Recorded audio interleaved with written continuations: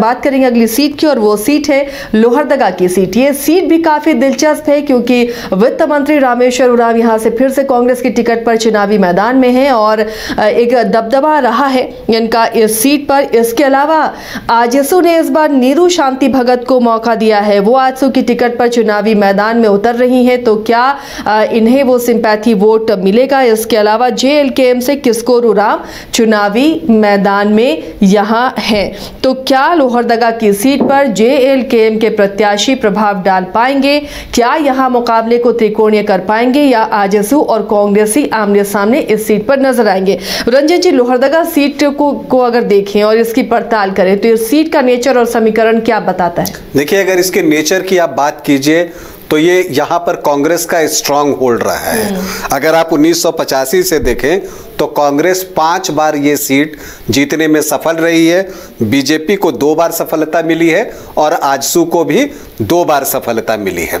लेकिन यहाँ पर आजसू की उम्मीदें इसलिए जगी हुई हैं कि जब हम 2019 के चुनाव की बात करते हैं, जब बीजेपी और आजसू अलग अलग चुनाव लड़ रहे थे, तो उस समय बीजेपी दूसरी पोजीशन पर था और आजसू तीसरी पोजीशन पर था। आपको 30,150 वोट से रामेश्वर उरांव चुनाव जीते थे, तो लगता है कि हाँ बिल्कुल एक तरफा जीत थी। लेकिन जब आप बीजेपी और आजसू के वोट को जोड़ देती हैं तो उनका जो योग है, जैसे 30,150 से वो जीते थे तो 39,916 वोट तो आजसू को आए थे। तो जब इन दोनों को जोड़ दिया जाता है तो वो रामेश्वर उरांव के वोट से ज्यादा हो जाता है। लेकिन इससे बहुत ज्यादा उत्साहित आप इसलिए नहीं हो सकते क्योंकि जब आप इस बार लोकसभा में देखते हैं तो आप देखते हैं कि कांग्रेस के जो सुखदेव भगत थे वो इस सीट से 27,254 वोट से लीड करने में सफल रहे थे। तो ये बता रहा है, और वो भी तब जबकि यहां से चमरा लिंडा भी 12,000 वोट लेकर जाते हैं।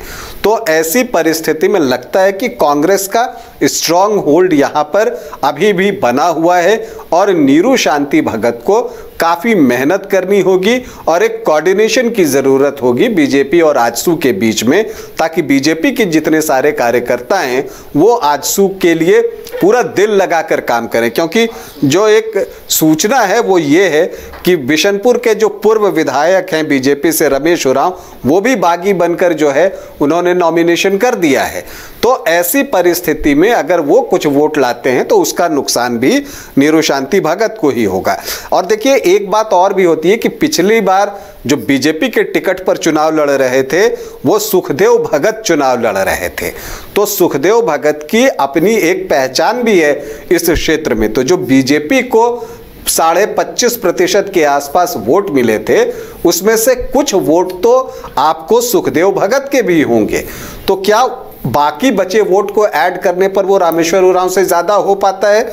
ये बड़ा सवाल है। इसके अलावा अगर आप यहां पर ये चीज देखें, 2000 से आप देखें तो 2000 में यहाँ इंद्रनाथ भगत जो है वो जीतते हैं, वो आपको कांग्रेस के टिकट पर चुनाव जीतते हैं। फिर 2005 में ये सीट जो है कांग्रेस को मिलती है, सुखदेव भगत यहाँ से चुनाव जीतते हैं। और एक 2015 के बाई इलेक्शन में भी सुखदेव भगत जो है यहाँ से जीतने में कामयाब रहे थे और रामेश्वर उरांव 2019 में जीतते हैं। और इन सब के बीच कमल किशोर भगत जो है 2014 में जीत हासिल करते हैं और ये एक महत्वपूर्ण है। और तब उन्होंने सुखदेव भगत को जो है वो पराजित किया था, कितने वोटों से?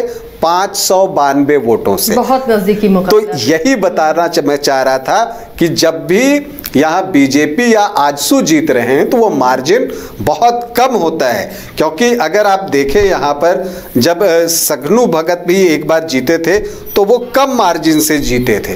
तो ये चीज़ें आपको बताती हैं कि यहाँ पर जो कांग्रेस है उसकी स्थिति स्ट्रांग रहती है और अगर उससे compete करना है तो बीजेपी और आजसू को ऑल आउट जाना होगा इन टर्म्स ऑफ कि दोनों के कार्यकर्ताओं में एका रहे, एक वेल प्लान्ड स्ट्रैटेजी बने और तब जाकर जो है आप रामेश्वर उरांव को चुनौती दे सकेंगे। हाँ, ये भी जरूरी है कि कांग्रेस में भी कोई अंतर विरोध ना हो, नहीं तो उसका नुकसान उस प्रत्याशी को उठाना पड़ता है। अब अगर यहाँ के कास्ट कॉम्बिनेशन को हम समझें तो यहाँ जो जो शेड्यूल कास्ट हैं वो 3.44% हैं, जो एसटी हैं वो 54.08% हैं, 54.08%। और इसके अलावा आप जाएं तो जो मुस्लिम आबादी है वो यहाँ पर ज़्यादा है, मुस्लिम वोटर्स यहाँ पर 23.3% हैं। इसके अलावा साहू हैं, महतो हैं, सिंह हैं। तो जो महतो की 3.3% वोट हैं उन पर तो लोहरदगा में JLKM के किस्कोर उरांव की भी नजर होगी। तो अगर वो वोट किस्कोर ले जाते हैं तो नीरू शांति के लिए और मुश्किलें जो है वो बढ़ सकती हैं। लेकिन एक बात है कि लोहरदगा को आज तक कोई महिला विधायक मिली नहीं है, तो अब देखना है कि क्या नीरू शांति भगत वो पहली महिला बनती हैं जो कि लोहरदगा का प्रतिनिधित्व करें विधानसभा में, या फिर जो है रामेश्वर उरांव ही बाजी मारते हैं। रंजन जी थोड़ा सा और इस पर ये करेंगे कि अगर इस सीट के नेचर को लगातार अगर हम देख रहे हैं तो नीरू शांति भगत, कमल किशोर भगत के बाद क्या वो सिंपैथी वोट इनके साथ होगा या सीट फिर अपना नेचर ही दोहराएगी? देखिए, वो सिंपैथी वोट अब उनके साथ उतना नहीं रहा है। अब वो एक पार्टी प्रत्याशी के रूप में ही चुनाव लड़ेंगी, क्योंकि देखिए 2014 में कमल किशोर भगत जीते थे और 2015 में जो बाई इलेक्शन हुआ था तो उस समय नीरू शांति भगत को 34.5% वोट मिले थे, जो कि 2019 में अगर आप देखिए तो वो घटकर 23% पर आ गए। तो इसका मतलब ये है कि हाँ, चूंकि वहां बीजेपी के कैंडिडेट थे तो जो बीजेपी के वोटर्स थे वो टोटली शिफ्ट हो गए अपनी पार्टी की तरफ। तो इसीलिए कहता हूं मैं कि दोनों में एक परफेक्ट कॉम्बिनेशन चाहिए और तभी आप रामेश्वर उरांव को चुनौती दे सकते हैं। अन्यथा जो है अभी मैं ये कह सकता हूं कि रामेश्वर उरांव को लोहरदगा में एज है। घर के लिए ग्रोसरीज की जरूरत हो या चाहिए फल और सब्जी, डेयरी या बेकरी प्रोडक्ट्स चाहिए या beverages, snacks and branded foods चाहिए हो या ब्यूटी प्रोडक्ट्स, अब इनके लिए अलग अलग दुकानों की तलाश हुई खत्म, क्योंकि रांची में खुल गया है केस्टोमार्ट, जो रखे आपका और आपके बजट का ख्याल। हर सामान पर 5% की छूट, होम डिलीवरी की सुविधा भी।